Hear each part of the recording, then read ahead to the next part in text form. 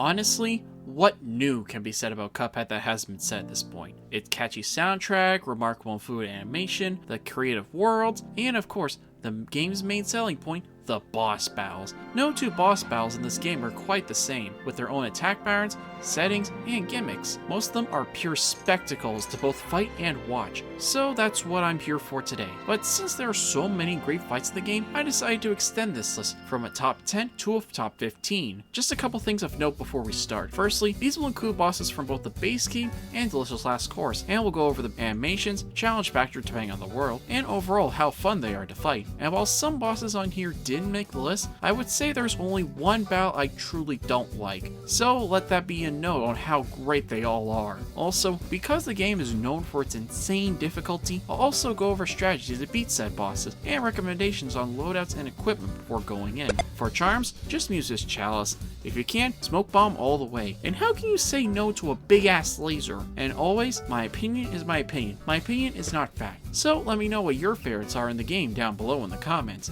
But anyways, I'm rambling on here. Let's move on to number 15.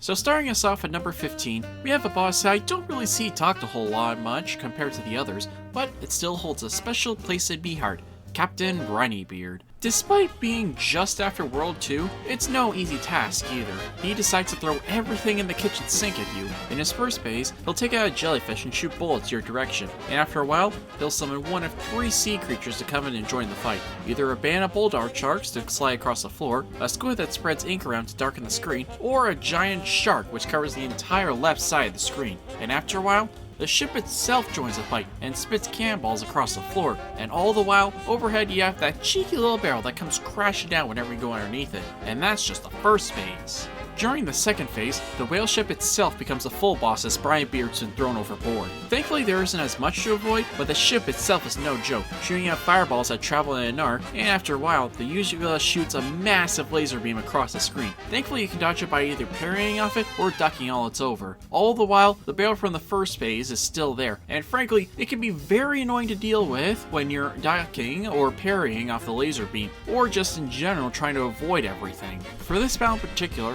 I recommend going with the chaser for the first phase. While it lacks power, given how Brineybeard's always angled upward, the constant chip damage is always going to be worth more than stopping and aiming for the most part. As for the second phase and the second weapon, I recommend going with the pea shooter as it is level with you so you can properly aim it, as well as the EX shot has a good amount of range and does a decent amount of damage to the boss. However, what leaves it at number 15 is a few things. For starters, it is a bit too easy compared to the other bosses in World 3, especially Rumor Honey Bombs, which is also at the start. And frankly, I feel like there should have been a bit more. Don't get me wrong, the stuff here is great, but at the same time, only 2 real phases with little variety in attacks leaves a lot to be desired. But still, if that's the worst I have to say in this video, then let it be known how much higher this bar is gonna get.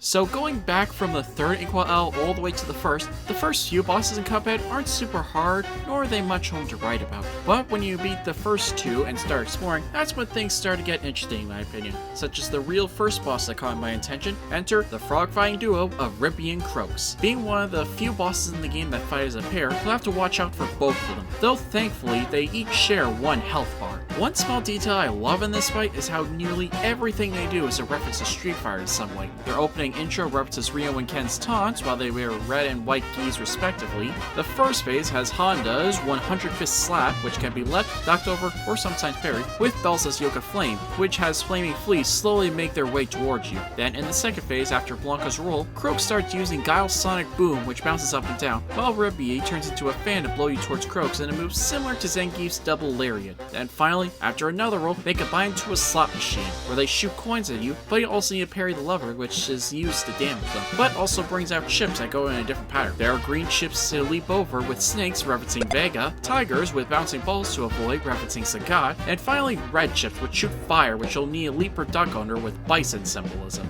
I've also seen some people say the machine itself is a reference to Bullock, and the spiked chips that come out is a reference to Chun-Li, but details. As for weaponry, well, by this time you'll be lucky to afford 2 weapons or 1 charm at this point, but if you're coming back to A or S rank this boss, I'd say go with the roundabout for most of the attacking, as it does good amount of damage to both of them, and the spread shot for the fleas and when you can get in close to any one of them. This is probably the first spy in the game that really stood out for me, and frankly it's in the best possible way. It's not too challenging for this point in the game, yet I don't think it's hand-holdy in any way and keeps you on your toes when compared to the two other Isle 1 bosses. From the wacky eccentric attacks and forms, to the crowds of flies watching the battle take place, and the stellar piece that's playing in the background, I'd say this is the boss that first showed me I was going to have a great time with this game.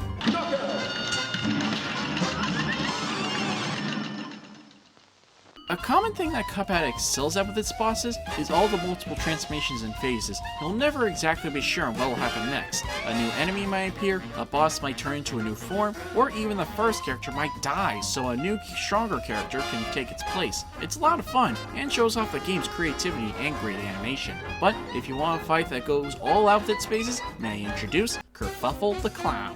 Probably one of the most iconic bosses in the whole game, this fight goes all over the place with multiple different attacks and things to watch out for, miles more than anything you'd see on the first island. This battle starts off with him in a bumper car, where you'll need to leap over him, as well as shoot down any flying ducks that are overhead, but be careful as some ducks carry torches that'll light the ground on fire, or can be used to parry off of. After crashing said card, he then transforms into a giant balloon machine, which shoots rabid balloon animals your way. Some of them can be parried, all the while you have to avoid a roller coaster which goes over the track. Up next, he mounts a carousel horse, which shoots horseshoes in either a wavy pattern or straight forward, then straight down, depending on what color the carousel horse is. And then, after crying about it like a little baby, he then transforms into his final, probably craziest phase, a giant swing which goes around at an incredibly fast pace, laughs like a madman, and vomits out green penguins which shoot baseballs your direction. All the while the roller coaster zooms past at an incredibly fast pace. Man, even for this game, this fight is just bizarre, but in a good way. As for my recommended loadout, I'd say go with the charge shot and the spread shot. With Kerfuffle being oddly stationary for most of this fight, the charge shot deals massive damage, and the spread shot is good both for the blue machine phase and the final swing phase, as well as taking care of the penguins down below. Oddly enough, I'd probably say this is one of the harder bosses of Isle 2, probably second to Grim Matchstick, which is pretty strange considering this fight is so close to the start of the island. I guess it makes sense why he's next to the Death Fountain then. I wouldn't say he's a huge difficulty spike, but he definitely threw me off first time going through this game. It's an absolutely insane fight for sure, but it's definitely the most memorable for a damn good reason.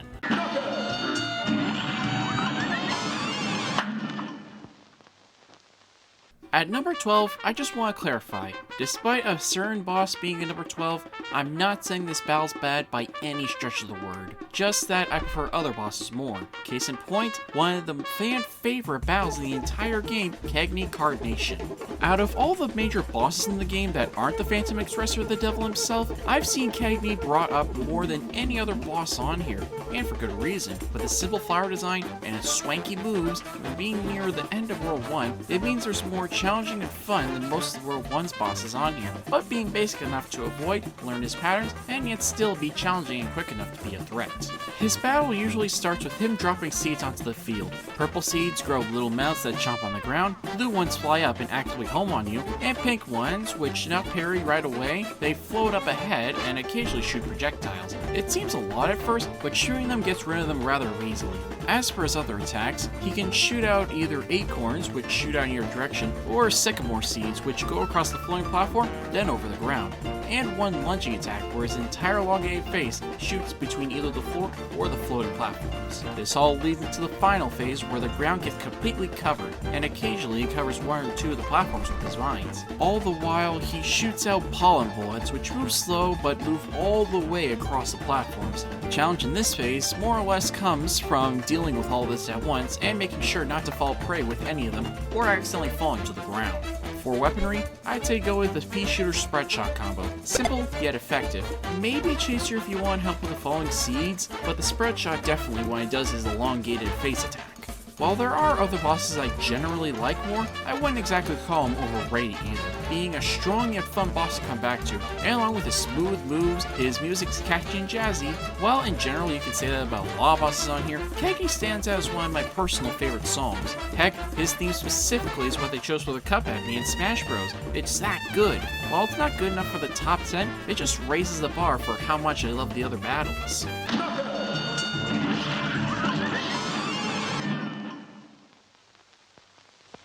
Number 11's a strange case for me.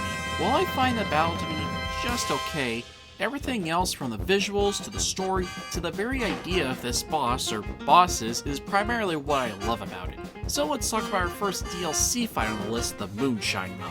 Now, whereas other fights take place as a one-on-one, or in some cases 2v1, this fight comes in with an entire mob joining the fight against you, starting with the Spider Mobster, who crosses the 3 pathways which will need to jump or duck over him, either kicking the caterpillar across to knock around the screen, bringing in webbed-up bombs that can cover the screen if you're not careful in detonating them, and calling in fly goons to fly across the screen. After beating him, this leads into the Moth phase, where she dances around the middle platform as sound beams swirl around her phonograph, with rocking barrels joining in the dance as well. When the beams turn red, they'll hurt. And then moving on to the third phase, there is the Anteater, which extends his mouth and tongue across the screen, before covering one section entirely and sending a clump of ants and flies your way. Beating him ends the boss.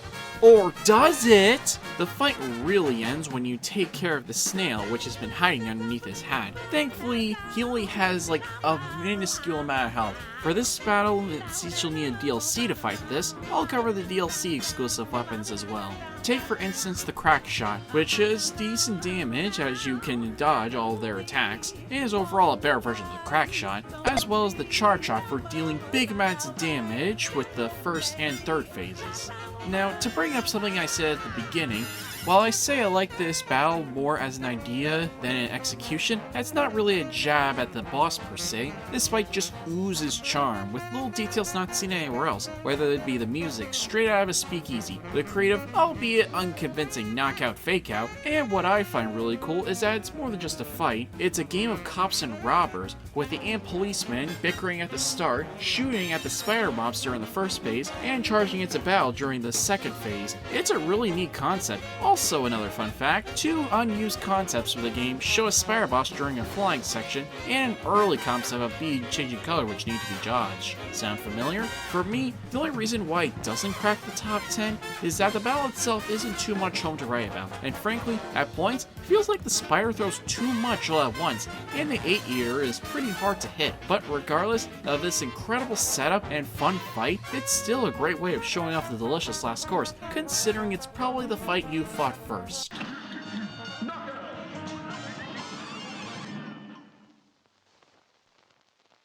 Cracking into the top 10, we've got our first plane battle. There's a bunch of great ones to choose from, like Cala Maria, Hildeberg, Wally Warbles, but for number 10, let's talk about Jimmy the Great. Like the Jin from Mythos and the cartoons he's based on, Jimmy has several attacks, ranging in all manner of moves and transformations, having more faces than any other bosses in the game. Starting with him opening up a chest, either containing treasure that flies all over the place, scimitars that fly up in your direction, or sphinxes that will send up scarabs to home in on you. All the while, he'll shoot out his own skull across the screen. Oddly enough, I'd probably say getting the treasure one's one of the hardest places of the fight, as it scatters everywhere, and the scarabs can come out from nowhere and even off screen if you're too far back. Next, it switches up to an obstacle course, where you'll need to dodge saws and shoot his head to pass, leading you to attack within the sarcophagus, sending mummies out and shooting his own eyeballs your way. And to think Kerfuffle had weird and wacky phases. After being said phase, Jimmy comes up with an idea. Why not fight cups with cups? And makes a puppet doppelganger to dance around and shoot at you, all while his turban fires projectiles that slowly rotate counterclockwise.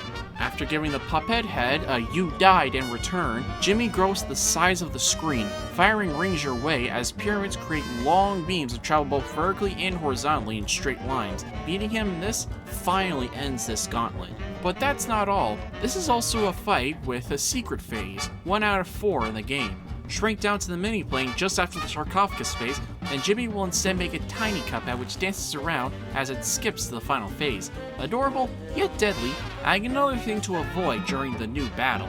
Now, while I generally don't care for flying stations as much as the regular ones, I don't really like the random throw everything in the kitchen sink aspect of the first phase. It would be a crime not to put them on the list. The countless spaces and creative ideas this battle throws is unlike anything we've seen up to the game at this point, and arguably ever seen in the game so far. And also, fun fact, while I do beat every boss in this game without the help of the game Jimmy, if you still lose to him while it's activated, he'll have a new phase for you as you die.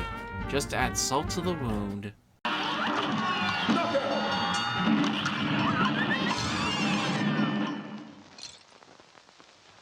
At number 9, let's go all the way to the penultimate challenge, the one stopping you from progressing until you get every last contract to regular mode, King Dice. I'll be honest, I wasn't entirely sure where to put King Dice at first, going up and down the list constantly, depending on the dice rolls, if you can pick up any HP, and how long you can stick it to the end. For you see, King Dice is a boss gun, comprising of 9 entirely new bosses using the plain and run and gunning, with parryable dice in the middle to range from 1 to 3. This fight has 9 bosses, 3 randomly generated HP pickups, 3 free spaces, and a start over tile to watch out for. No two playthroughs of this fight are quite the same, so let me go over the most important parts of the fight, the mini-bosses. The first are the drinks. Rum spills over the floor, Martini shoots olives that shoot pits at you, and whiskey randomly drops a load on you. Secondly, poker chips go across the screen from 2 halves to 3/3. Cigar shoots fire while it teleports side to side, with cigarettes occasionally blocking the path. The dominoes has the floor rolling towards spikes as they shoot domino birds and 20-sided die. Rabbit creates magic symbols where you either need to parry the right one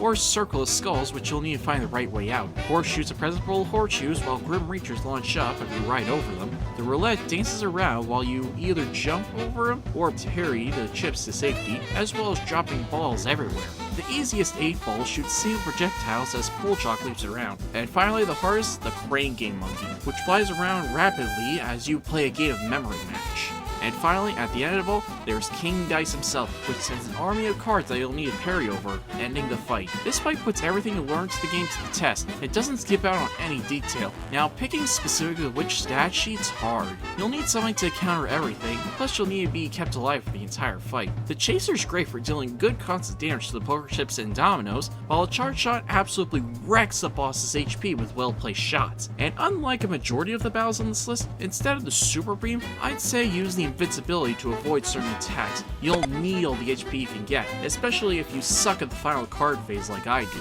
Depending on how the dice rolls, this fight can range from fairly easy to nightmarishly difficult, and it mainly comes down to what bosses you're good at. All of them have their basic attacks and predictable patterns, all of them are still imaginative and put you on your toes, but if you have a bad roll of the dice, take too much damage early on, this fight can be a nightmare.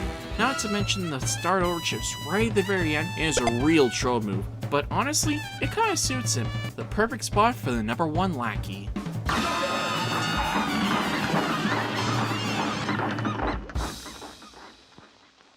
Now, while I do love a good challenge in the game, especially in Cuphead, I wouldn't say it automatically puts a fight on here. Personally, I generally find the harder fights more interesting, but of course that isn't the majority rule, as oddly, one of the easiest fights is in World 3, and one of my favorites from said world, Sally's stage play. Now, while this fight isn't super challenging, especially when compared to others like Dr. Kyle's Robot or the Phantom Express, it certainly makes up for it in presentation. As a fan of Thousand Year Door myself, I can really appreciate the stage show setup for the fight, and it takes full advantage of the idea intact. Starting off with a bride fending off her party crashers, dive kicking and blowing kisses at her victims, living her life as a wife with her children dropping bottles on the ground and Sally dropping wind up mice across the stage, and then there's the third place where it goes from woman's life story to woman becomes God, sending out bolts of lightning, meteorites, and ginormous waves of water. Props of said items at least, it is still a stage show. And finally, the curtains open up for the final curtain call. Sally prances around the stage as both roses drop from above and her parasol homes in on you as you shoot. One thing I love about this battle is all the different and creative touches this boss adds. Most of the attacks are stage props, from current changing scenes and locations, and even the side characters like the coward husband in the back, either holding his hat when you damage her, or jumping with delight as she damages you. And speaking of him, like Jimmy the Grey, this battle also has a secret phase. Either parry or use Chalice's double jump to get to the angels, and he freaking dies. Of course, the show must go on, but it completely changes the trajectory of the fight from that point onward, changing the house to a nunnery with nuns throwing rulers in her direction, and the third phase has her husband become a god too. Said god who throws angels that send spiraling suns your direction whenever she attacks, adding another thing to worry about in the final fight. As for weapons, I'd say go with the roundabout for good damage throughout the fight, and the chaser for the final phase so you don't need to worry about aiming too much whilst avoiding her paracel of death. While this battle doesn't crack the top 5 because of its lack of difficulty, it's this battle's charm that ranks it so high up. Kind of odd on how many creative ideas come up on a boss that's 100% human, no actual transformations or weird creatures. Kinda feels weird that it's the first and the only time I'll say that in this video.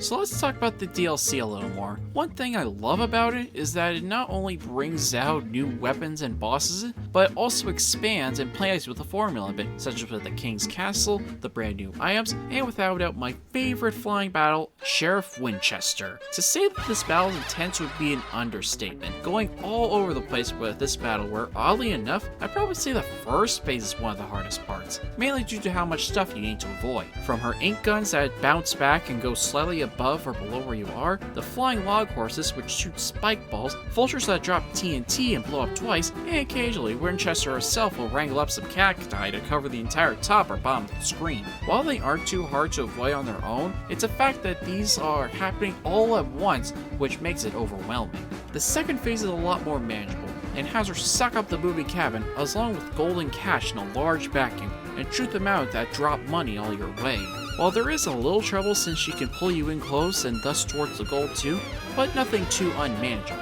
Then it decides to go a little insane and she literally gets cooked alive and turned into sausages. I'm sad I lack the talent to make that up. Through here, along with beans that shoot up and down, you also have to deal with steaks she spits out that travel in an arc, and smaller height where you need to either change between the air and the ground to hit her. This all culminates in the final phase where she's packed up in a tin where sausage links go out in 2 directions and you'll need to be bypassed when there's openings, and on her face will shoot out peppers on occasion. And don't think you bypass this by hiding on the top or bottom, as lanes will swiftly return just to attack you if you try camping there. This is probably the hardest flying battle for me, probably second to Dr. Cal's robot. But unlike that battle where it feels slow and more like a test of patience, this one's high-paced, fast, and full of action, with tons of creative attacks all throughout, and it's a lot more fun to go through. If the first phase wasn't so chaotic and filled with so much stuff to consider all at once, it would probably be higher, but as it stands, it's still a joy to go through, and the game's best flying phase without a doubt.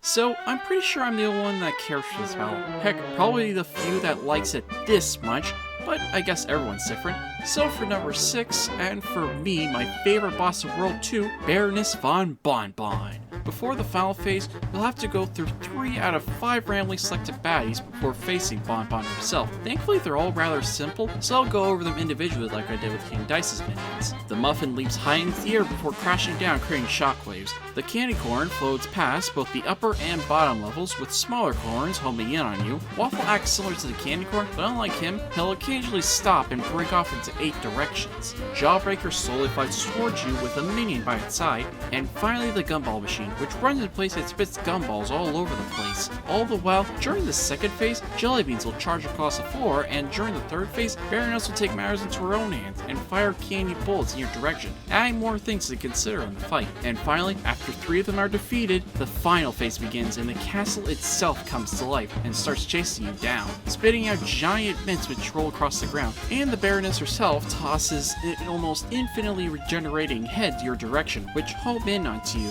Some of you might bring up King Dice on given how he's a boss gauntlet too. The main reason why I like this more is that if you get hurt in any of the phases, you're not immediately screwed like you are with King Dice. And like King Dice, the charge shot absolutely wrecks these minions. Particularly the Muffin, Gumball Machine, and Jawbreaker go down in seconds with that. As for the others, including Bonbon herself, I'd say go with the roundabout for good decent damage all the way throughout.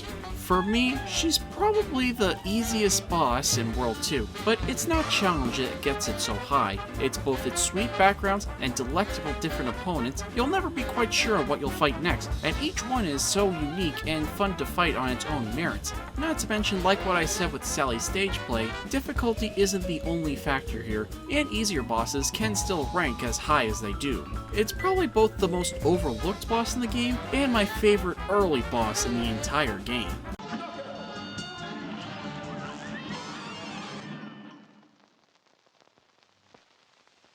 So this is it. After all the trouble he's caused us, after all the contracts collected, being his right-hand lackey, we finally meet the devil himself. It's here you're given one of two options: give up the contracts and you're made into his new cronies with a new title theme, or refuse, and you're in for the fight of your life.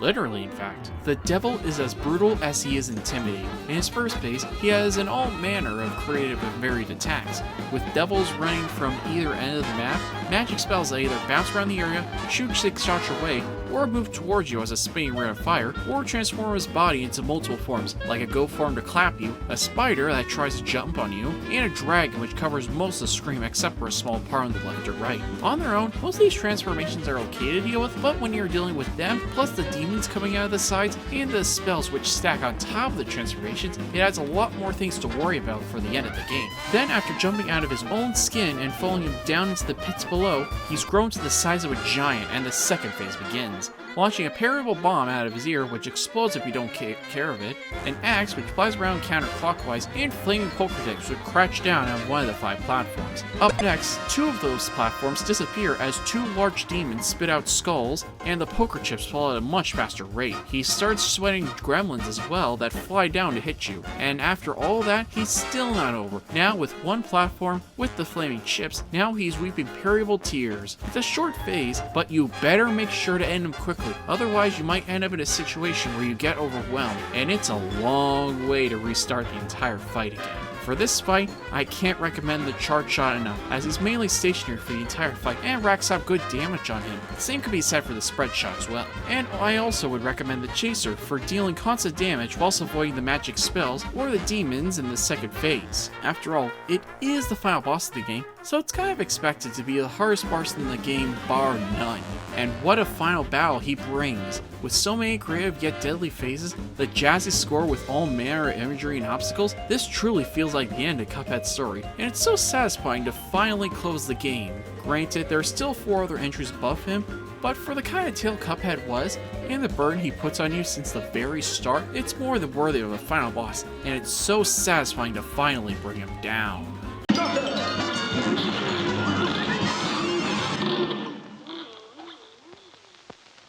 In this game, we fought all manner of monsters: demons, ghosts, shape-shifting beasts, eldritch abominations, tyrants, but nothing could prepare you for the rat.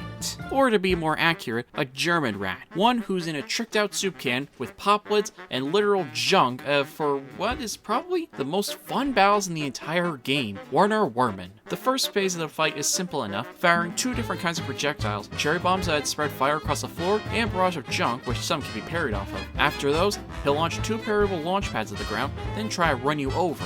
Repeating this process, but now on the other side of the stage. Up next, there's a second phase, where Werner's exposed and 2 sets of pop lid buzzsaws cover each side of the screen, and a platform in the middle. Here the lids will spin around and move towards the center one at a time, and Werner himself will spew streams of fire above or below, and occasionally all the saws on one side will completely cover one side of the screen. And if things couldn't get any crazier, Werner gets eaten alive, and I swear, that squeak gets me every time. Here, now you're fighting the cat itself, which has been stalking you throughout the entire fight thus far. It has a cat swipe, which covers one entire of the screen, which causes debris to fall, and ghost mice that fly out and shoot projectiles your way until you get rid of them, and will also fire as the cat swipes at you. It isn't overwhelming, nor is it too easy for this late in the game, and thankfully, turns out Werner himself isn't actually dead, but rather controlling the robotic cat the whole time. For weaponry, I'd say go with the roundabout for the first phase, as it deals with a good amount of damage for the first phase and the second phase. I'd also recommend the spread shot too, as it's great for both the second phase and dealing with all the ghost mice in the third phase. This fight has it all for the game's standard of great animation, music, and what have you, but what ranks it much higher than the others is the fun of it all. The attacks are both challenging yet fair, it throws a lot but it's not overwhelming, and feels like a natural progression of difficulty compared to Chapter 2 to Chapter 3. Makes me wonder why he can't be one of the first bosses in the world. He would certainly be better and more natural curve than Rumor Honeybottom's, but oh well, doesn't affect the fight at all. Sometimes, while I could go on for long-winded explanations of why the fight's the cream of the crop, sometimes the same message can be just said by, "It's a good fight!"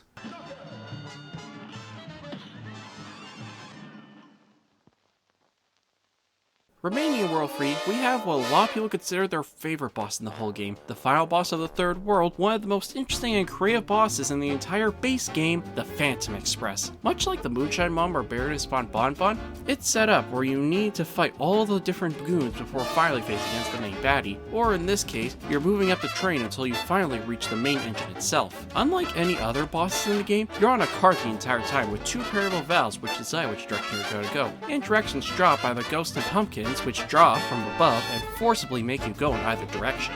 As for the goons you'll need to face, an interesting fact is that they all greatly remember Japanese yokai. Starting with the first ghost with bouncing eyes your way with a tenome, a giant skeleton that moves between three cars slamming his head down with a gashidokuro. The two lollipop ghosts here are tricky, both in terms of their attacks where they each take turns spewing lightning across the screen, and in their references. I've seen some people say they reference Rokuro Kubi due to their necks, but also Niki Kubi because they can also detach their heads. And finally, the main engine of the train itself, which shoots burning coals all over the field, and can only be exposed once its flaming insides once you parry the light bulb tail, whilst also shoots skeleton rings to stop you. He also references the Oboro Guruma, as they are both cards that come to life with scary faces. For this fight, frankly, I feel like any weapon in the base game works, except for the lobber, but for me, I like to go with the Rabout, which is surprisingly effective for dealing with the first base's eyes, and the Chaser, so you can mainly attack while avoiding the lollipop and the train faces while still moving on the card, or while dodging projectiles. Being near the very end and just before King Dice and the Devil, the Phantom Express is naturally one of the hardest bosses in the entire game, and with all the different forms and different changes of the pace compared to the rest of the game, it's probably both the most memorable and greatest battles in the entire game. While some people find the mechanic of swapping positions on the card annoying, I like it, as it gives you more to worry about than just finding the perfect position, then firing away till it dies. In concept and in execution, this battle's amazing, and to a lot of people, this was their favorite battle in the game. And for mine too. That was until the DLC came out of this, but still, the best fight in the base game is nothing to scoff at whatsoever.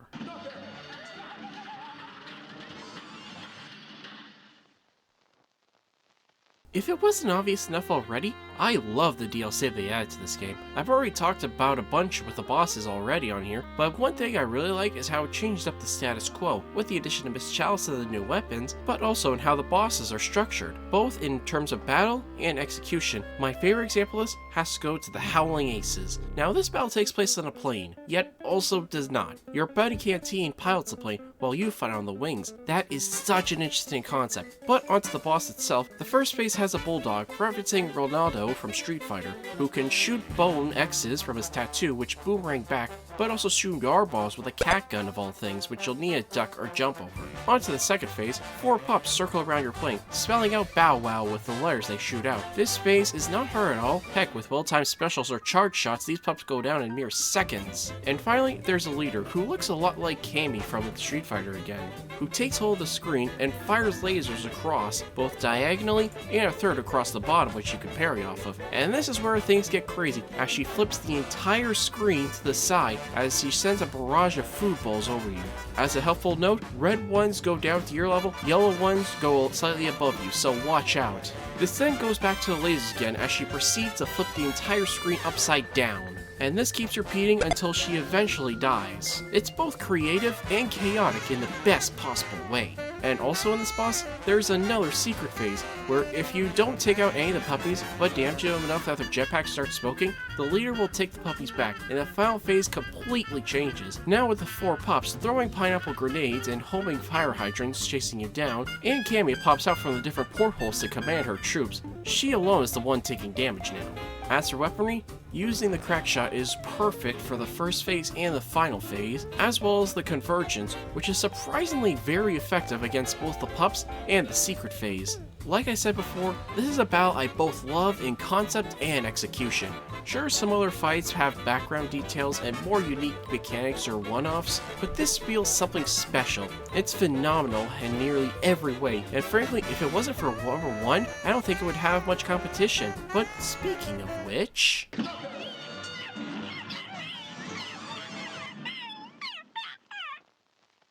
So for number 1, what else can be the best DLC boss fight than the final DLC boss fight? To be perfectly frank, if he wasn't introduced for the DLC alone, I'd probably say he should be the true final boss of the game. If you haven't been spoiled already, it's Chef Saltbaker. Even though we had zero idea what his role is, I had a gut feeling he'd be the main baddie. While you were going through the DLC, collecting all the different ingredients, Chef Saltbaker collects the final ingredient, a cup's soul. Naturally, not endorsing cannibalism or Saltbaker taking control of the lands of the living and dead, this battle begins. Just from the way the battle starts, everything Saltbaker does is wicked and evil, and it's a nice touch seeing that they're all ingredients you've collected in the game so far. There's the limes that get chopped up and get sent either above or below you, then the opposite direction at a faster rate. There's the dough that gets flattened and cut into animal cookies that leap around, a sugar cube kid that gets shattered and his pieces bounce up and down, some you can parry, and a basket of berries that dive down from the top screen, all while a fire leaps down from the ceiling when you get close enough to it. Thankfully, all the different ingredients have specific patterns which you can telegraph and avoid, but I swear, that dancing fireball is the one that caused me the most deaths in this entire fight, mainly because unlike the other ingredients, this one doesn't go away, and it can ruin your run if you take too much damage from it early on, so make sure to watch out for it. Up next, after plopping a mushroom into his hat, he grows to the size of a kaiju and the fight takes place on his palm, with pepper shakers that shoot projectiles, and the flame returns to dance around the floor and jump out of your location. And occasionally, Saltbaker will crumple up pineapple leaves from above. This time, you're not really attacking Saltbaker himself, rather you're hitting the pepper shakers, which after taking enough damage, will launch straight into Saltbaker himself like a missile. The laser specials, especially Chalices, do a lot of damage to these, so make sure to save at least one super for this phase.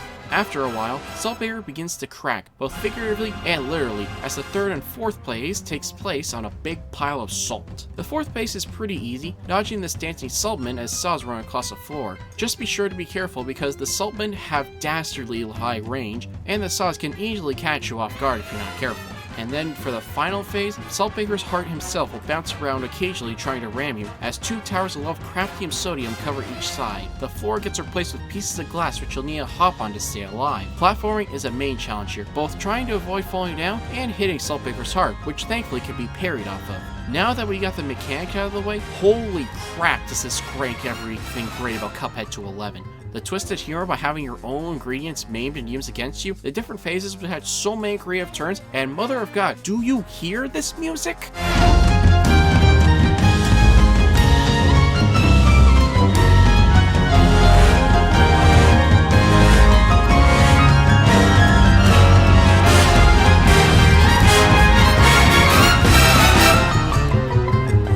Now this is how you end the game with a bang. It's no doubt my new favorite for both the base game and the DLC, and the difficulty feels perfect for the final challenge of the DLC, hell, for even the game itself. And I like the approach of the final phase being both about aiming, platforming, and parrying all into one. And oh yeah, the stuff I said about physical in the actual world, it's so weird to have it in a game like this, but considering this was the way for Chalice to come into gameplay, and hints about it dropped throughout the DLC, it adds so much more weight to this fight than it would go out of just collecting random MacGuffins.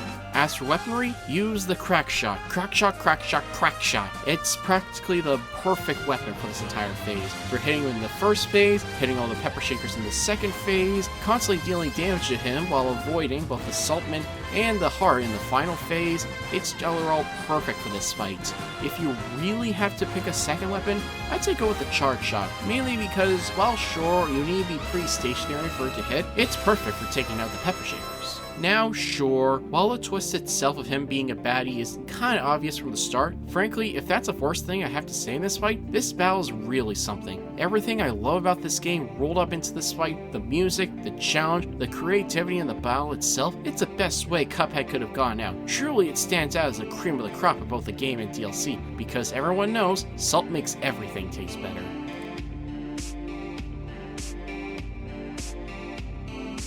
Hey everyone, I hope you enjoyed the video. Don't go away just yet because I have an honorable mention in the form of Calamoria. She was so close to making it. She was on a list for a while, and frankly went up and down the list along with a bunch of other entries. The main reason why she wasn't on the list though? Well, simply put, I love all the other battles more. And frankly, this one is more than worthy of a contender. It has great animation, the battles are all creative, and frankly, I just love her design. It was so close to making it, but in the end, I guess I just like the other ones more.